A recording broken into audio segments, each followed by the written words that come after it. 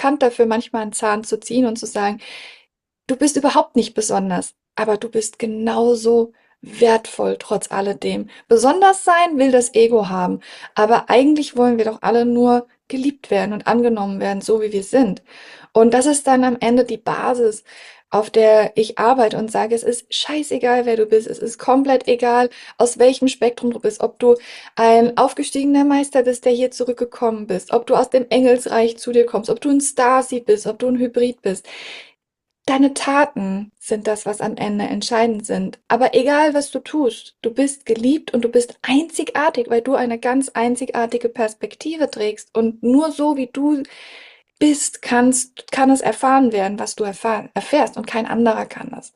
Und somit ist alles bedeutend am Ende. Aber das Ego darf auch mal irgendwann ein bisschen zurückschrauben. Und das ist eine der Hauptarbeiten, die ich mache, dem Ego zu helfen, zu erkennen, wie einzigartig und besonders und kraftvoll man ist, ohne einen Stempel zu tragen.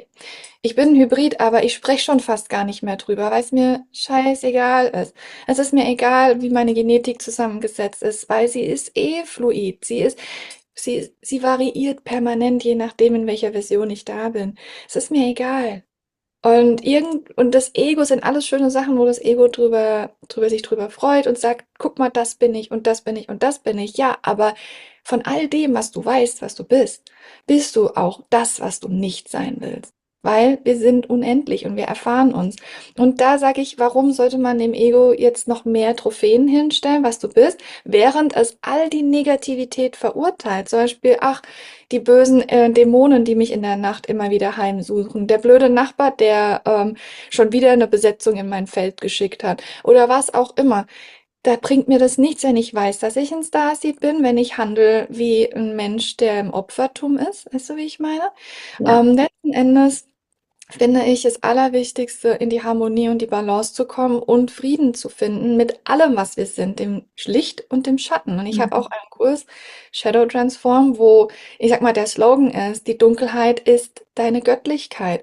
Es heißt nicht, dass die Dunkelheit super toll ist, aber wenn das Licht Göttlichkeit ist, ist die Dunkelheit auch Göttlichkeit, weil das Licht sieht sich nicht als Licht, wenn die Dunkelheit nicht da ist.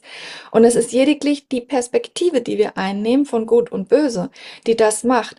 Aber wir tragen sowohl als auch die volle Verantwortung für das, was wir machen.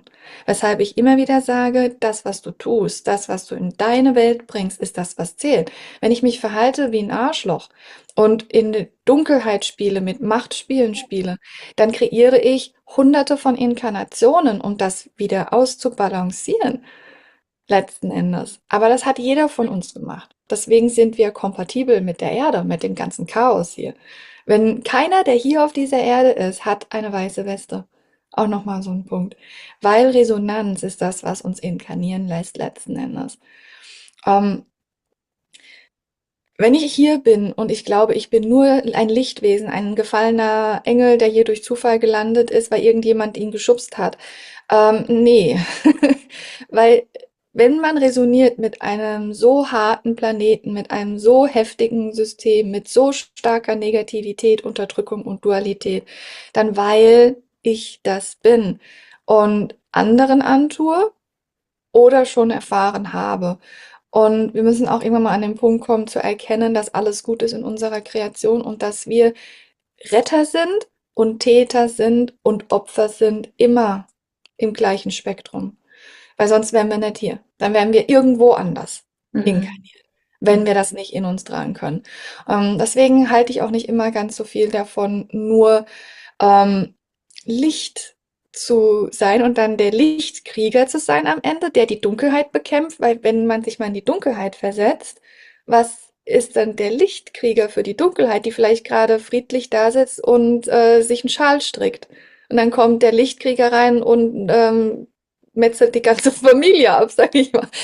Die haben vielleicht nichts gemacht, aber der Lichtkrieger muss die Dunkelheit zerstören. Einfach mal so ein Beispiel, wo ich dunkle Konzepte unter einem Lichtmantel stelle und gleichzeitig aber auch das Dunkle vielleicht einfach nur die eigene ungesehene, ungeheilte Wunde ist, weil wir haben ja auch dieses Thema Risse, wie du gesagt hast. Ja, genau.